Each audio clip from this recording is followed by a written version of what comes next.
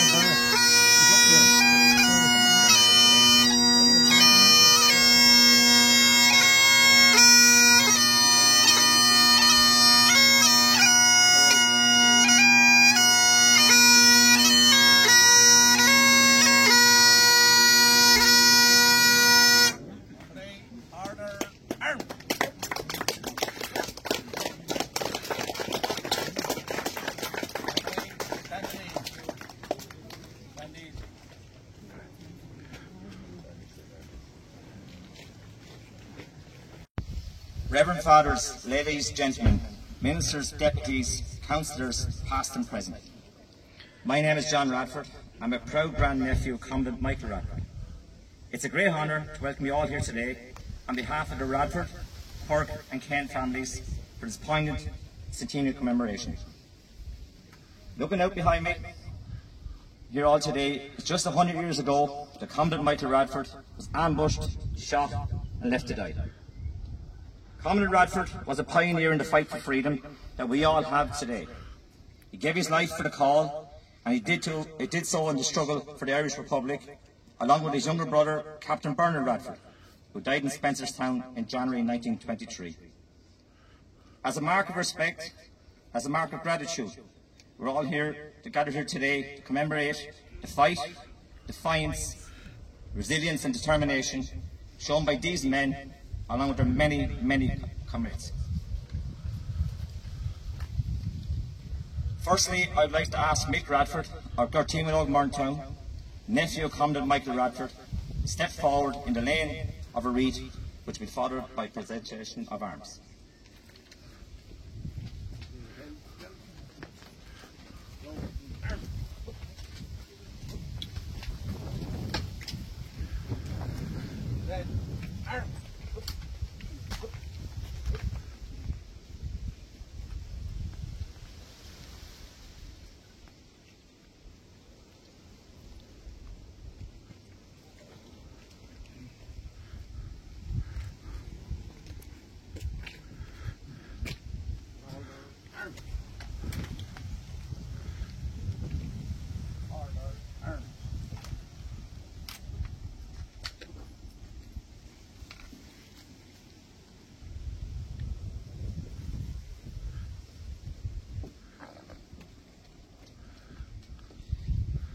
Ladies and gentlemen, my uncle Toddy, also a nephew of Commandant Michael Radford, and currently residing in Malahide in County Dublin, and originally from Dorteam in Old Morntown, will now give the oration.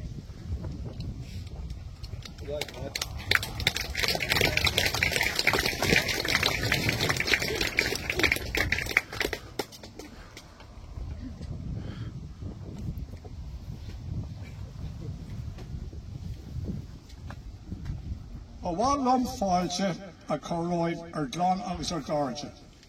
Táimid an seo ag gríomh na báis Tregeadeach, Townford, Mícheál de Radford, an trío Cahan, Brigade Loch Garman Tass, Óglí na Hearn, a Maria Sabaya Bui, Method, Day, Fitted Tree. Welcome family members, dignitaries and friends.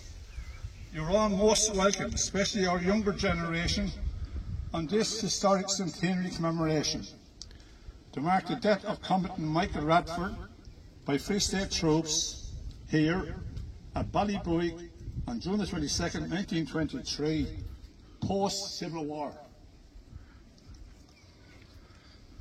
The War of Independence with Britain ended with a truce on the 11th of July 1921. Treaty negotiations began in London. The terms of the treaty agreement resulted in a tragic civil war among former comrades. The war was fought with the pro-treaty Free State Army and the anti-treaty Irish Republican Army. The Irish Republican Army viewed the agreement as a betrayal and surrender of the 32-county Irish Republic, declared by Padraig Pearse as a GPO Dublin in 1916 and by the first Dáil Éireann on the 21st of January 1919. Mick, as he was popularly known, was highly respected as officer commanding by all ranks in the 3rd Battalion for his vision, inspiration, leadership qualities. He was admired as a capable and daring soldier, a trusty guide, and a charming comrade. Tributes have been paid to him for his dedication and tireless pursuit of his goals to achieve a 32-county Irish Republic and freedom for the people of Ireland to control their own lives and destiny. The Civil War and its effects. The effects of the Civil War on Republican families, particularly those who lost loved ones, was profound. By suffering terrible pain and trauma, the families always remembered and commemorated their heroes, right down to the present generation. The pain was born with fortitude, forbearance, faith and silence. In many ways it was a forced silence. The families just didn't want to talk about this. It was all too painful, emotions too raw, wounds too deep and too distressing to recall at the time. Nevertheless, the families remained strong and resolute while always moving forward. Mick Radford was born on a farm at Dorteam in Old Morntown in 1893. He was the 3rd eldest of 7 children born to Bernard and Mary Radford. There were Jack Dennis, Mick, Bernie, Margaret Kane nee Radford, Tom Radford and Bridie Quirk nee Radford. Mick, to his family, was a kind and devoted son, a generous brother, a capable businessman. In his work career, growing up on the farm, Mick had a great love and interest in livestock. It came as no surprise in 1915 when he was appointed as stock inspector for the Wexford Meat Supply and Baking Factory Limited. He was a most successful businessman until his military activities forced him to abandon the pleasant path of his business career to dedicate himself to the cause of Irish freedom. Mick was a passionate GAA sportsman. He played hurling and football with Morntown GAA Club, contesting county finals in the 14 to 18 period. At this time, the winds of fortune had changed for the Irish nation. Sterner challenges lay ahead. revolution was in the air. Mick joined the Irish Volunteers in 1917. He was a key role in reorganising Sinn Féin clubs and recruiting and training of volunteers. Election success in the 1918 British general election, Irish people voted by a landslide margin for an independent Irish Republic. The British rejected the democratic vote of the people of Ireland. The Declaration of Independence on the 21st of January 1919, a revolutionary parliament called Dáil Éireann, better known as the First Dáil, was founded in the Mansion House. Clearly, they were never going to take their seats back in the British House of Parliament in London. Irish independence was declared, ratified the Irish Republic.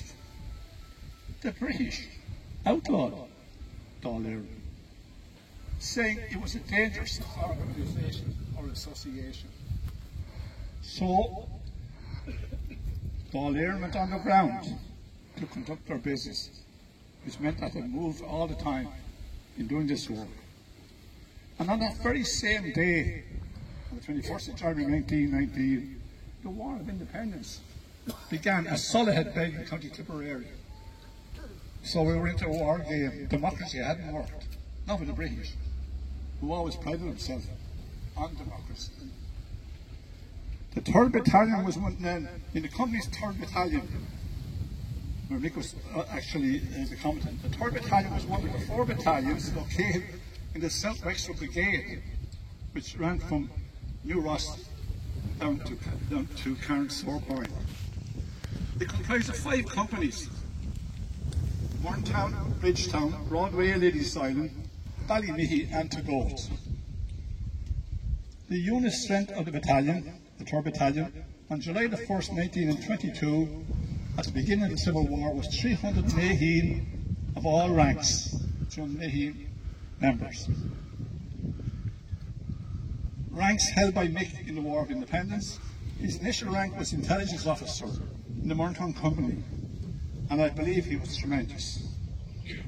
He was appointed intelligence officer of the 3rd Battalion in 1920, and under arrest of James Quirk, Battalion Adjutant, Mick jointly held James' post as well as his own before being appointed officer commanding the 3rd Battalion.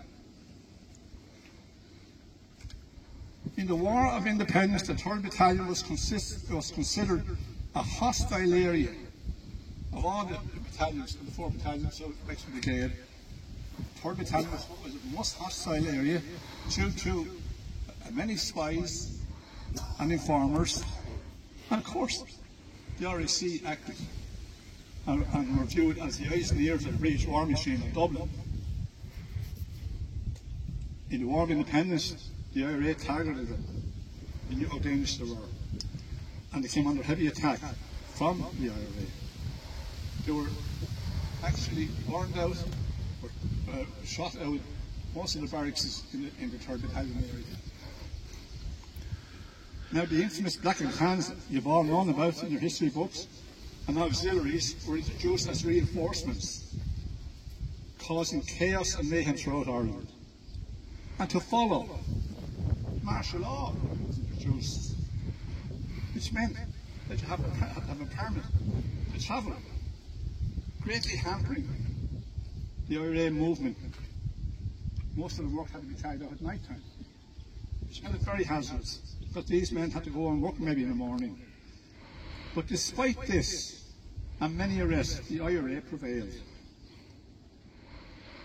Mick was appointed commandant in the spring of 1921.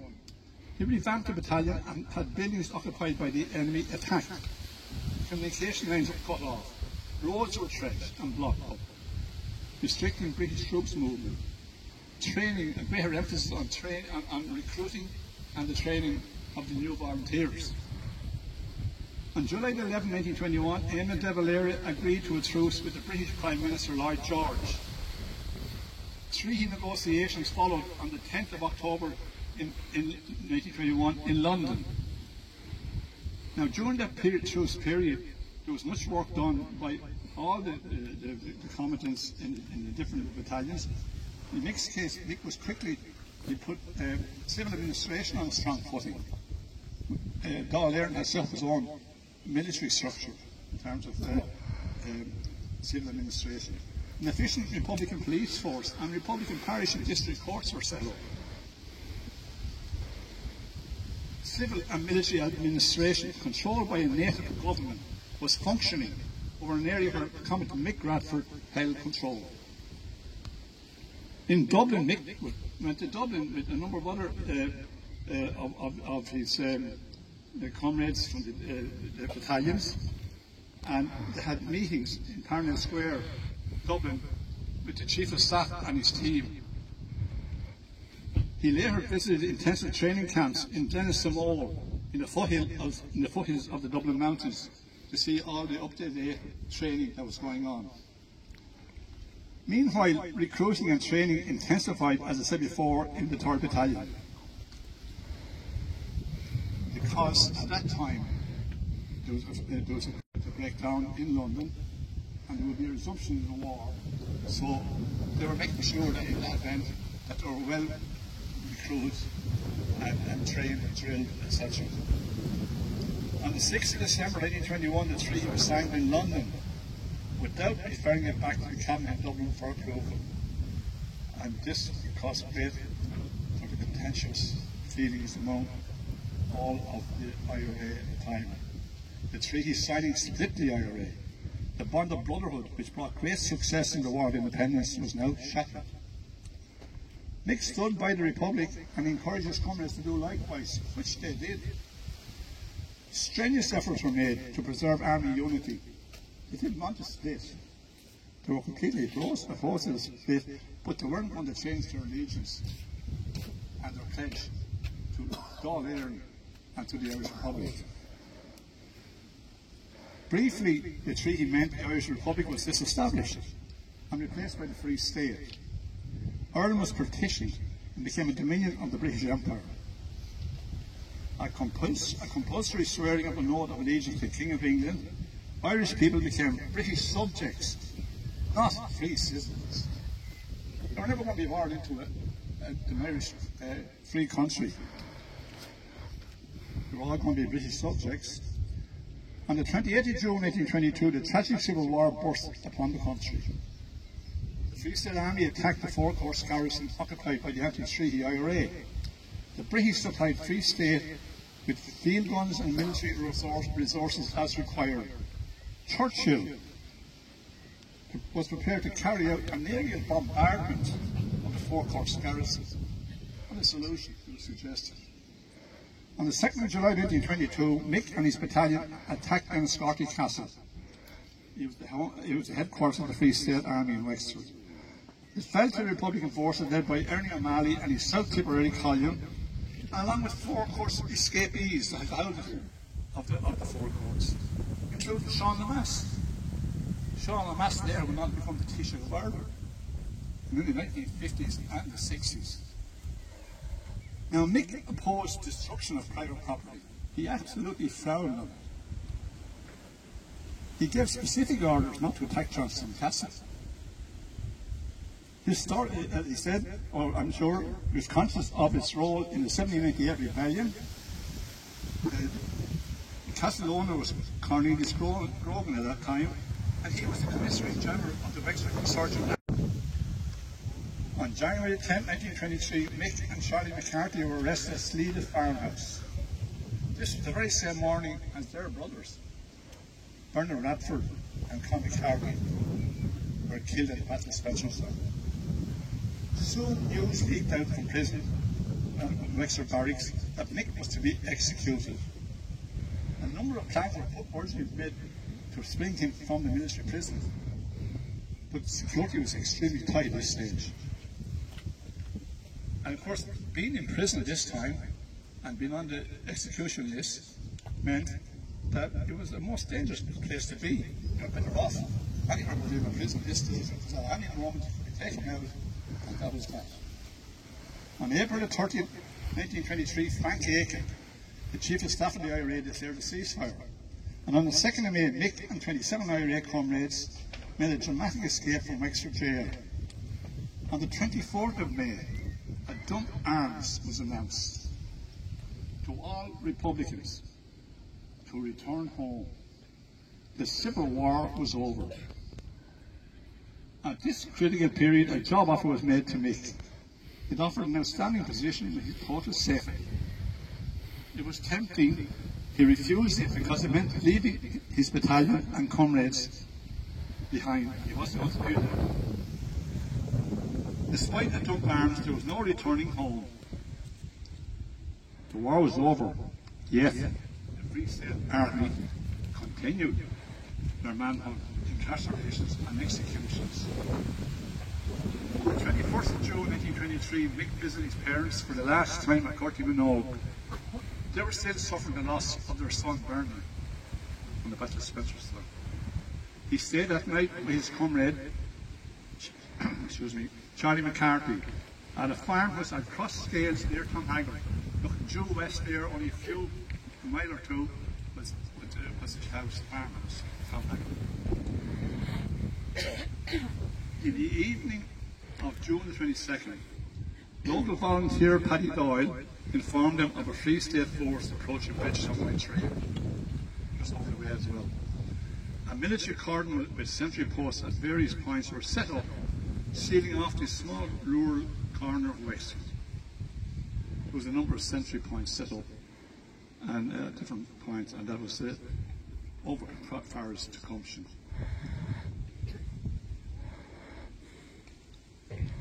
Dusk was now setting in. Mick and Charlie knew their task was to get through the cordon near Shockmund Church ruins, which many of you have seen coming by here. There's an old church ruins there called Shockmund. In the field running up to the road, in that field just here, over here, Mick and Charlie McCarthy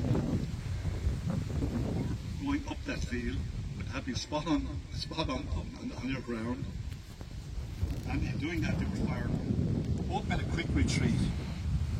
There was another ditch here that's been removed to head down from the across. There was a large dike, and Mick jumped, and he was running in a crouching position when he was shot approximately 3 or 4 yards out from the village. Yeah, he was shot just outside the memorial here, 3 or 4 yards out from the ditch. Yeah.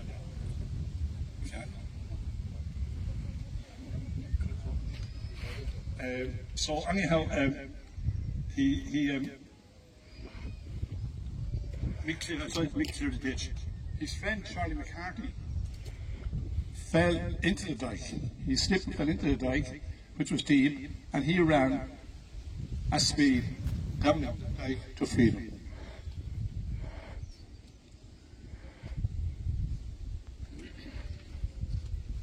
Public controversy. Huge controversy surrounded the cruel, callous and senseless killing of Comrade Mick Radford. A ceasefire and dump arms was in operation for over 2 months and was being adhered to. Mick was unarmed. He was left to die a long, agonising death before his body was found next morning at roughly 5:30 in the morning on the 23rd of June 1923. And there was neither spiritual nor medical aid was summoned. At the inquest next day, medical evidence given said that medical aid had been tendered to the man. It's possible his life may have been saved. Mr. Brennan, family solicitor addressing the jury, said, and I quote, "In the troublesome time, he was a man who stood out in a straightforward and honourable manner for everything that was correct. It was the duty of the military to produce all the information in their possession. It seemed very difficult to him to reconcile some of the evidence given by the army. The deceased was a decent young Irishman, and anyone who knew him could testify to that fact." At Murntown Church, thousands came to pay their final respects and to testify to the high esteem in which Comrade Mick Radford had been held. We love and honour Mick. he was a dedicated and noble soldier of liberty. He stood for principle and the truth. He emphatically rejected the treaty and partition. He foresaw the treaty would not bring peace to Ireland. Mick sacrificed his life for all of us and all of the people, that they would have the God-given right to live in peace in an Irish Republic of freedom, equality and dignity. He trod the thorny way for Ireland and for you. Pray for his soul and pray that all his dreams come true. Or yesterday anonym ushla, agus anamaka na mara and trio call on. Or me a matter clear.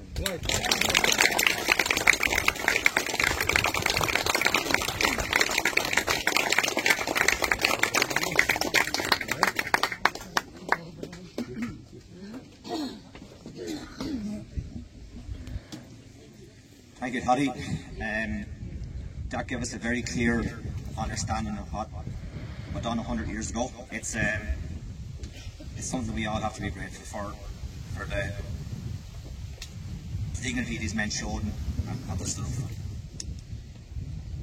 Mick Radford, the Ballad of Mick Radford is a song written by Martina Kane about this brave man who shows his loyalty to the cause. It's a great pleasure to welcome Martina, Paula and Nicola Kane, grandnieces of Conor Radford, to sing here today.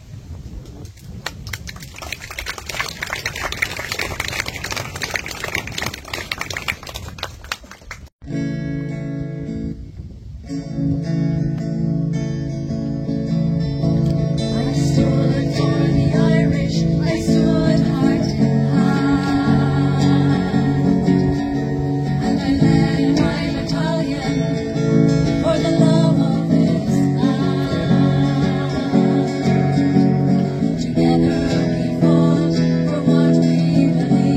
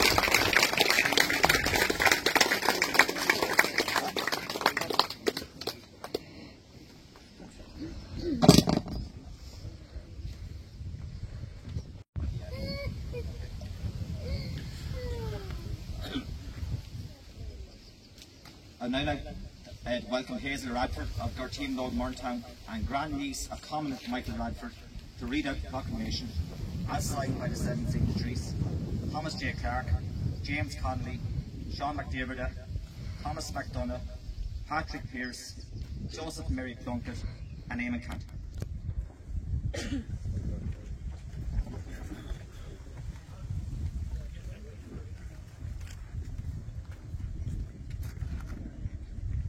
Public Nahéireann.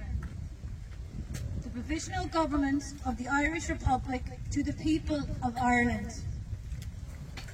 Irish men and Irish women. In the name of God and of the dead generations from which she receives her old tradition of nationhood, Ireland, through us, summons her children to her flag and strikes for her freedom.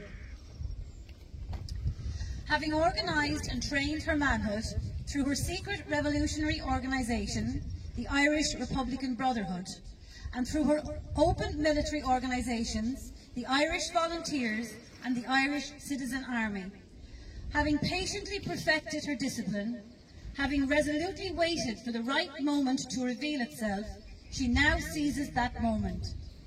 And supported by her exiled children in America and by gallant allies in Europe, but relying in the first on her own strength, she strikes in full confidence of victory. We declare the right of the people of Ireland to the ownership of Ireland, and to the unfettered control of Irish destinies to be sovereign and indefeasible. The long usurpation of that right by a foreign people and government has not extinguished the right, nor can it ever be extinguished, except by the destruction of the Irish people. In every generation, the Irish people have asserted their right to national freedom and sovereignty. 6 times during the past 300 years, they have asserted it in arms. Standing on that fundamental right, and again asserting it in arms in the face of the world, we hereby proclaim the Irish Republic as a sovereign, independent state. And we pledge our lives and the lives of our comrades in arms to the cause of its freedom, of its welfare, and of its exaltation among the nations. The Irish Republic is entitled to, and hereby claims, the allegiance of every Irish man and Irish woman. The Republic guarantees religious and civil liberty, equal rights and equal opportunities to all its citizens, and declares its resolve to pursue the happiness and prosperity of the whole nation and of all its parts, cherishing all the children of the nation equally and oblivious of the differences carefully fostered by an alien government, which have divided a minority from the majority in the past. Until our arms have brought the opportune moment for the establishment of a permanent national government, representative of the whole people of Ireland, and elected by the suffrages of all her men and women, the Provisional Government, hereby constituted, will administer the civil and military affairs of the Republic in trust for the people. We place the cause of the Irish Republic under the protection of the Most High God, whose blessing we invoke upon our arms, and we pray that no one who serves that cause will dishonour it by cowardice, inhumanity or rapine. In this supreme hour, the Irish nation must, by its valour and discipline, and by the readiness of its children to sacrifice themselves for the common good, prove itself worthy of the august destiny to which it is called. Thomas J. Clark, Sean McDiarmid, Thomas McDonough, P.H. Pearse, Eamon Kent, James Connolly and Joseph Plunkett. Good job, guys.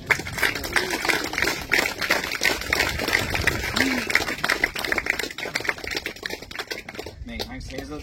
Spoken with clarity and passion.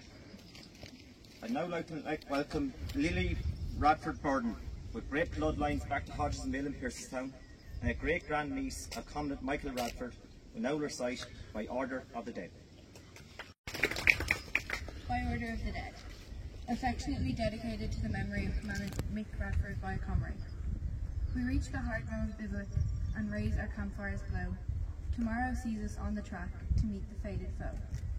But ere upon the sullen night our resting fires are red, the bugles blare unto the fight by order of the dead. And weary spent with broken hands, lost, leaderless, betrayed, we grasp the hill in bleeding bands and mourn the broken blade. We dress our ranks in proud despair, what though our stretch be sped, march on, still hears the listening air, by order of the dead. Then comrades hark to Radford's call, and sound the marching song, for some will conquer, some will fall, but in our courage strong. We press unto the utmost height, where freedom's van may tread, and hear the mandate to the fight, by order of the dead.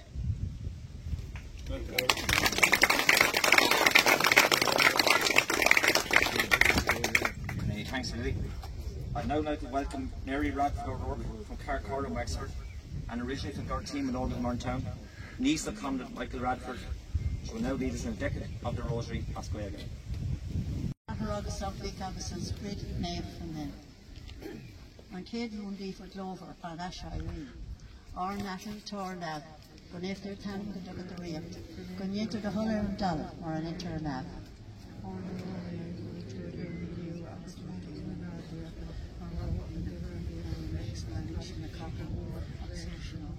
Shade of Bahawar, Talan de Grassa, Tan Tierna Lat, the Spanish to Wid of an Ob, Ox the Spanish Torrid of Rilla Isa.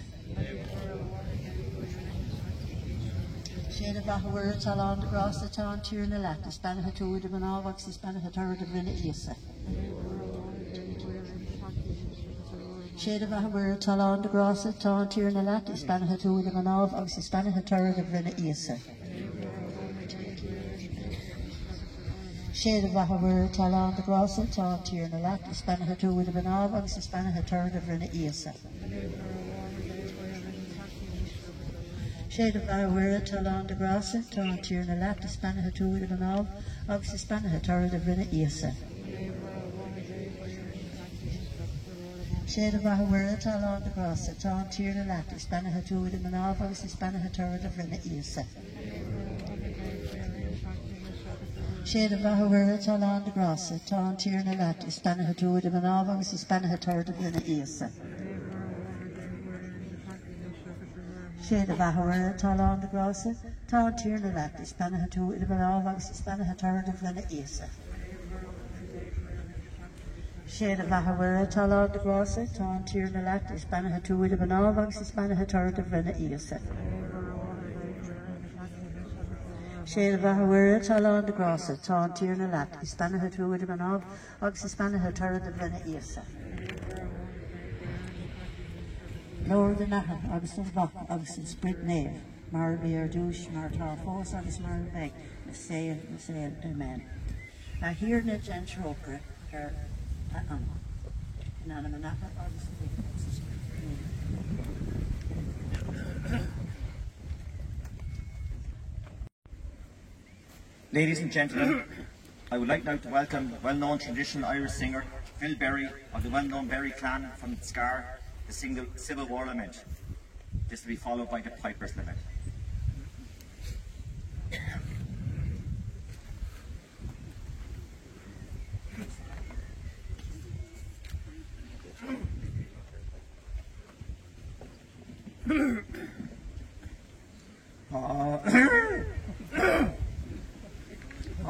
Golden corn has not been cut, and the meadows overgrown, and from the moor of Gurteen Cryn the pheasant cock has lately flown. The soft red apples lie despoiled on my mother's orchard ground, and the setting sun, its short day dawn, cast shadows all around. The old folks tend the pastures now, for the young men have all gone to fight with grief, for their belief 'twas a bitter feud and long. My brother with his Thompson gun faced me across the moor, and against God's will I shot to kill, my sorrow will endure. At the crossroads where the dancing feet sent echoes down the lane are silent now, and many's the brow is creased with grief and pain. Oh, who will cross the wide divide and take my brother's hand? And who was with him when he died by the slain is shifting sands? How can we heal this bitter rift that separates us now? For friend fought friend unto the end, 'twas a bitter fight. And how can hate and fear of yesteryear diminish in our minds? Oh, the Civil War was a cruel war to break the tie that binds. But the ash tree lives, and its seedlings give a hope to boy and man. And the GAA once more held sway in the fields where the hurlers ran. And the verdant spring a hope did bring, and the fields were tilled again. And the carefree sound from the hurling ground sent echoes down the lane. Goodbye, Chris.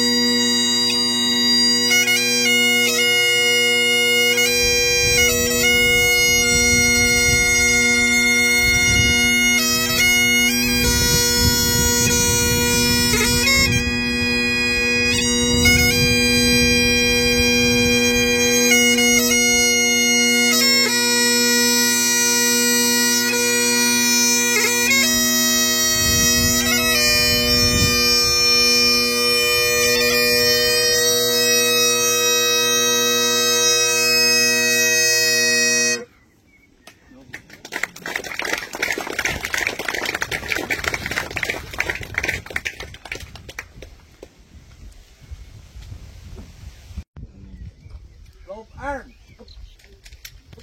Prepare to load. Where to load? Load.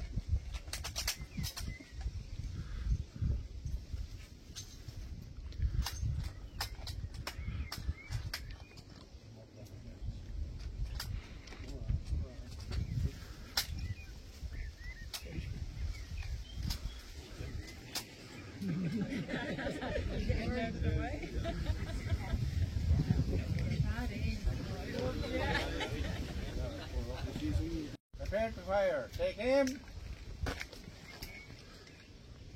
Fire.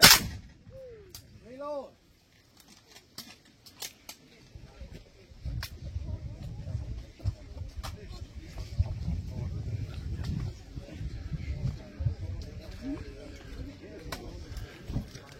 Up in. Fire. Reload.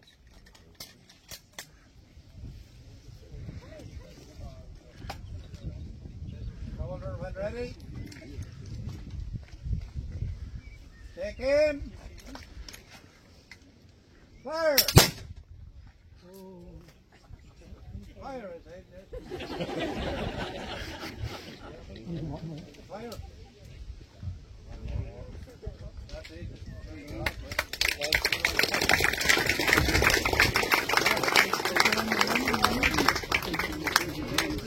Fire party back front.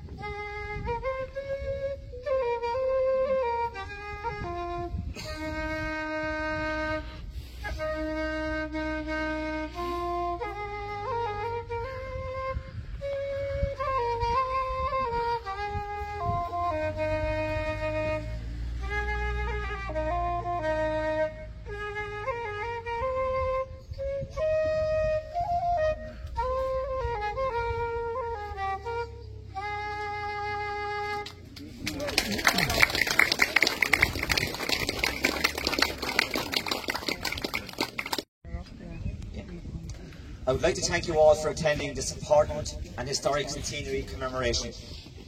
It's so essential that the current and future generations of the people attending here today appreciate and understand the efforts of so many who fought for freedom and democracy that we have today. We would like to thank the following: the Berry, Sarsfield, Tracy families for accommodating this event on their property and the generous time afforded to us for today and in preparation for today's event.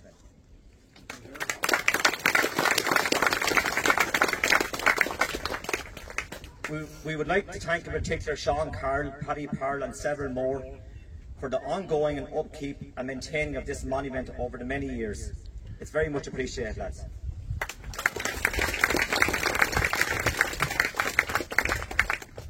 We'd like to thank our marvellous singers, Paula, Martina and Nicola Kane, for their brilliant contribution.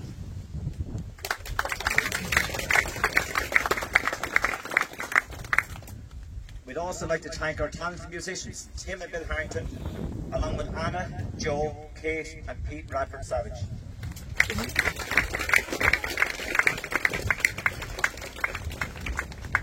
Many thanks to An Garda Síochána and our team of stewards who have assisted to make today run so smoothly so far.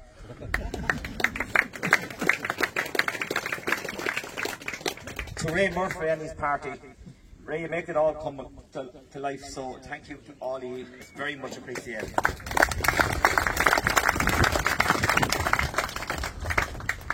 A special thanks to everyone who assisted in so many different ways for preparation of today's special event. If I was to mention everybody, I think we'd be here all evening. You know who you are. Background work, everything monetary, everything preparation.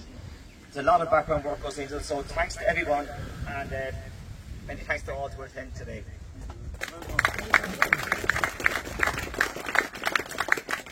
You're all invited back to Milers at the Country now for some welcome refreshments. Directions are right and told, but if you're stuck for directions, please ask and don't get lost. Before we leave, we'll have the last post, followed by our national anthem, Aron Naveen. Thank you very much.